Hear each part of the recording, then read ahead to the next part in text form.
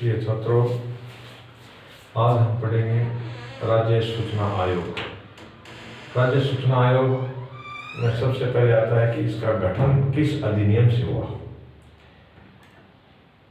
राज्य सूचना आयोग का गठन सूचना अधिकार अधिनियम, जिसको हम आरटीआई कहते हैं, सूचना अधिकार अधिनियम 2005, सूचना अधिकार अधिनियम 2005 की धारा 15 के तहत राजस्थान राज्य सूचना आयोग का गठन हुआ है। इसके लिए पृथक से राजस्थान में कोई अधिनियम नहीं बनाया गया, क्योंकि यह सूचना के अधिकार अधिनियम 2005 के अंदर समाहित है। इसके गठन की तिथि है 18 अप्रैल 2006। वैसे यदि देखा जाए तो भारत में पहला राज्य था राजस्थान, जिसने सन 2001 में 26 जनवरी 2001 को सूचना का अधिकार माननीय अशोक जी गहलोत की सरकार के द्वारा लागू किया गया था। लेकिन जब भारत सरकार ने 2005 में 12 अक्टूबर 2005 को एक पृथक अधिनियम लागू कर दिया, तो उसके अंदर ही वो राजस्थान का जो सूचना अधिकार अधिनियम था वो समाहित हो गया। इसके बाद राज्य में सूचना आयोग का गठन होता है और सूचना से संबंधित समस्त प्रक्रियाएं और सारी पारदर्शिता की प्रक्रियाएं शुरू होती हैं। इसमें सदस्य संख्या प्रत्येक राज्य में एक अध्यक्ष प्लस 10 सदस्य रखे गए हैं। एक अध्यक्ष प्लस 10 सदस्य। और वर्तमान जो सदस्य संख्या है इसकी राजस्थान में एक अध्यक्ष प्लस 4 सदस्य हैं। कार्यरत 4 हैं, 6 पद इसके रिक्त हैं। अब जो इसमें जो प्रश्न बनते हैं वो ये है कि प्रथम अध्यक्ष कौन थे।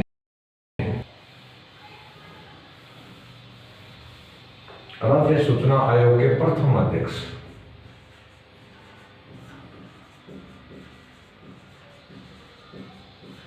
ये नाम है एम.डी. कोरानी, और इसके वर्तमान अध्यक्ष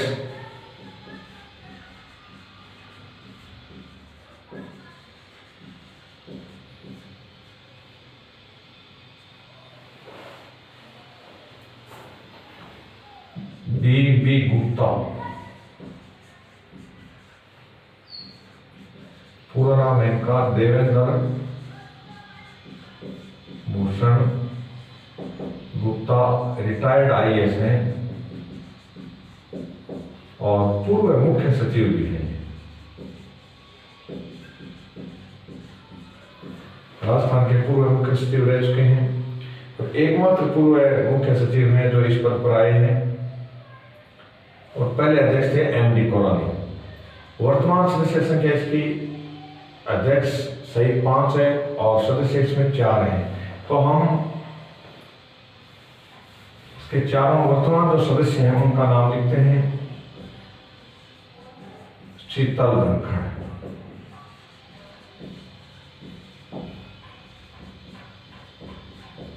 डॉक्टर राजेंद्र प्रसाद,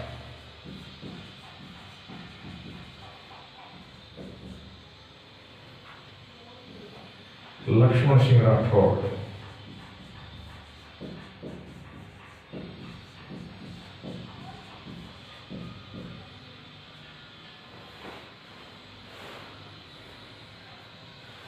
ये वर्तमान में इसके सदस्य हैं। और सदस्यों की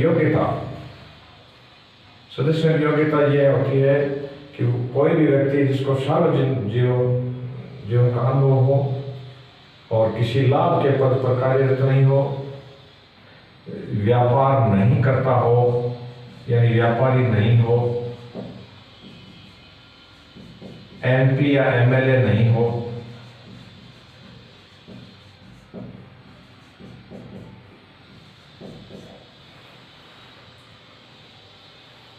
पागल या दिवालिया नहीं हो। पागल या दिवालिया नहीं हो, उस व्यक्ति को एक चयन समिति के द्वारा उसका चुनाव सदस्य या अध्यक्ष के रूप में किया जाता है। चयन समिति में कौन कौन आते हैं? तो राजस्थान की जो चयन समिति है इसमें 3 मेंबर हैं। पहला है स्वयं मुख्यमंत्री, दूसरा है कोई एक कैबिनेट मंत्री, कैबिनेट मंत्री का मनोनयन मुख्यमंत्री के द्वारा किया जाता है। तीसरा आता है विपक्ष का नेता।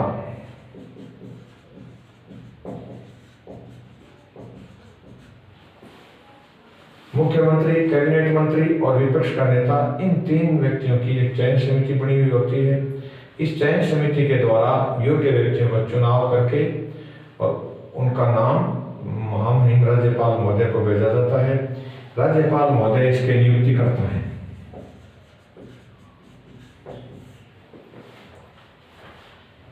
ये सूचना आयुक्त या मुख्य सूचना आयुक्त अपने पद पर निष्पक्ष ढंग से बिना किसी दबाव के कार्य करें, इसलिए संविधान में यह व्यवस्था कर दी गई है कि इनको इस पद पर कभी भी पुनः नियुक्त नहीं किया जाएगा।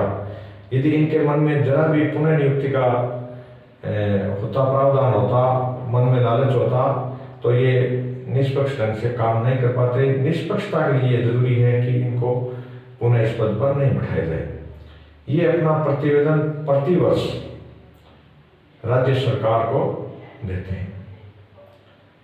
इसका कार्यकाल जो है मित्रों वो है 5 वर्ष या 65 वर्ष की आयु। 5 वर्ष का कार्यकाल या 65 वर्ष की आयु, इनमें जो भी पहले होता है उसमें सदस्य को हटा दिया जाता है। योग्यताओं पर हमने चर्चा पहले कर ली है। इसके बाद बिंदु आता है कि शक्तियां।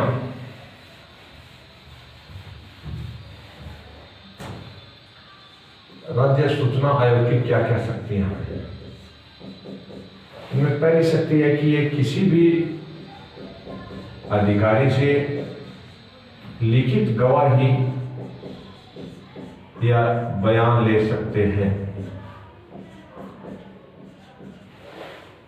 राज्य सूचना आयोग को सिविल कोर्ट की शक्तियां प्राप्त हैं।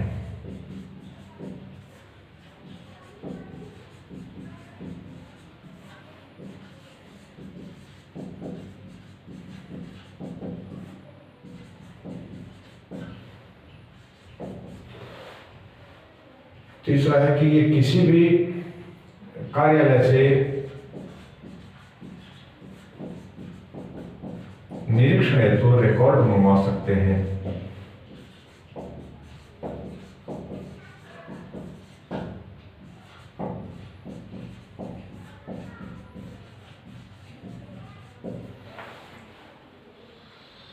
और चौथा है आर्थिक दंड की शक्ति।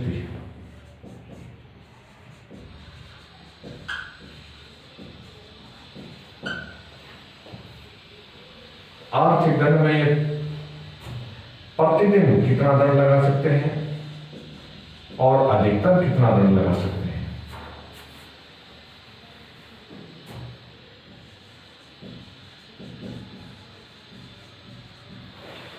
किसी भी अधिकारी या कर्मचारी के द्वारा जब संबंधित व्यक्ति को समय पर सूचनाएं नहीं उपलब्ध करवाई जाती हैं और वो व्यक्ति जो अपीलों का क्रम बना हुआ है उससे गुजरते हुए जब अंतिम अपील करता है राज्य सूचना आयोग को, तो राज्य सूचना आयोग के द्वारा किसी भी अधिकारी या कर्मचारी पर एक आर्थिक दंड लगाया जाता है। उसकी प्रतिदिन राशि है 250 रुपये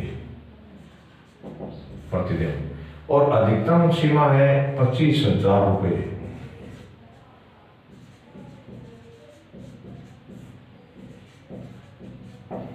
ये अर्थदंड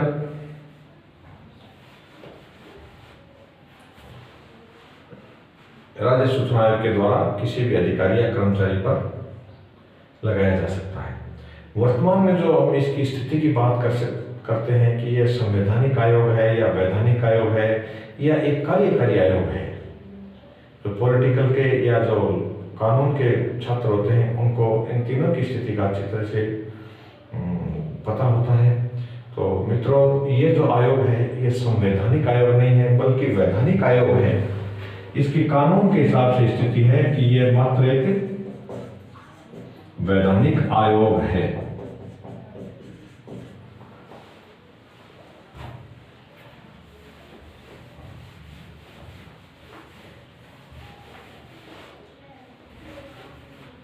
तो हटाने की जो प्रक्रिया है सदस्यों को,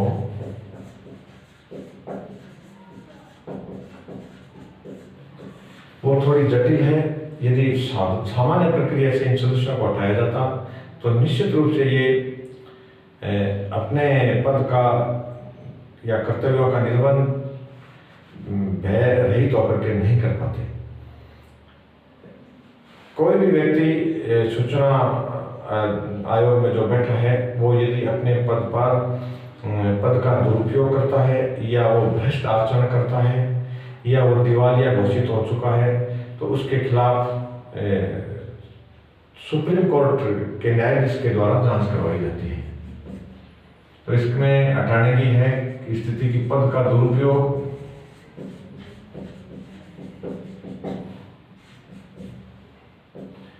भ्रष्ट आचरण,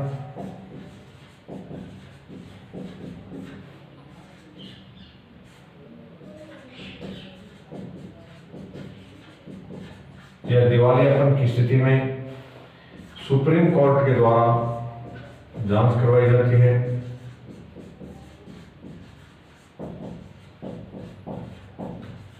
और जांच के बाद राष्ट्रपति महोदय के हस्ताक्षरों से इनको पदच्युत कर दिया जाता है समय से पहले। राष्ट्रपति महोदय के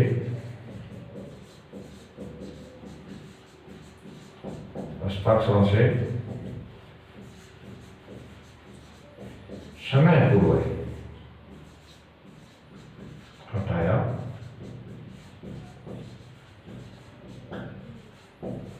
जा सकता है।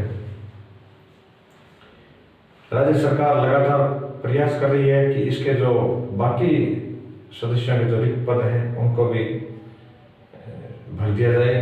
और राज्य सूचना आयोग की अब हम चर्चा करते हैं उपलब्धियां क्या रही हैं।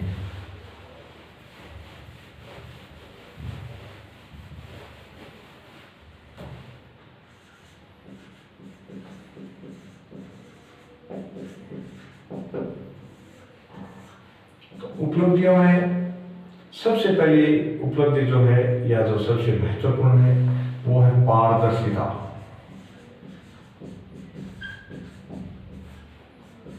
यानी ट्रांसपेरेंसी।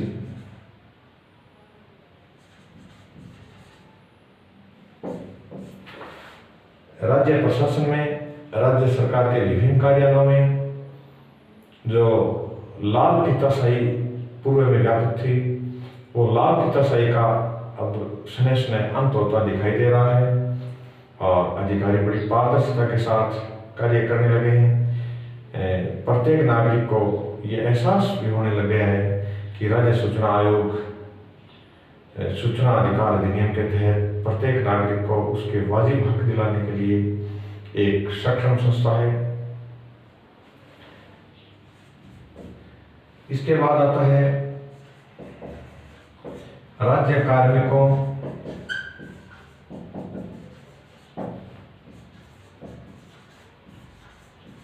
की कार्य प्रणाली में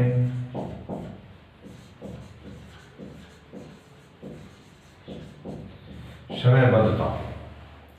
राज्य सरकार के कर्मचारियों ने सूचना के अधिकार अधिनियम के तहत और राज्य सूचना आयोग के समय समय पर विभिन्न निर्णय और अपीलों में लगाए गए अर्थदंड के कारण ज्यादातर कार्यालयों में समय पर नागरिकों से जो संबंधित कार्य हैं उनको पूर्ण किया जा रहा है। और जो सिटीजन चार्टर यानी नागरिक अधिकार पत्र में राज्य के नागरिकों को जो सुविधाएं मिली हुई हैं उनका ये अक्षर से राज्य सूचना आयोग पालन करवा रहा है। निसंदेह रूप से ये आयोग भारत के लोक कल्याणकारी राज्य के लिए और एक लोकतांत्रिक देश के लिए एक महती आवश्यकता थी, जिसको साथियों सूचना अधिकार अधिनियम 2005 ने पूरा कर दिया।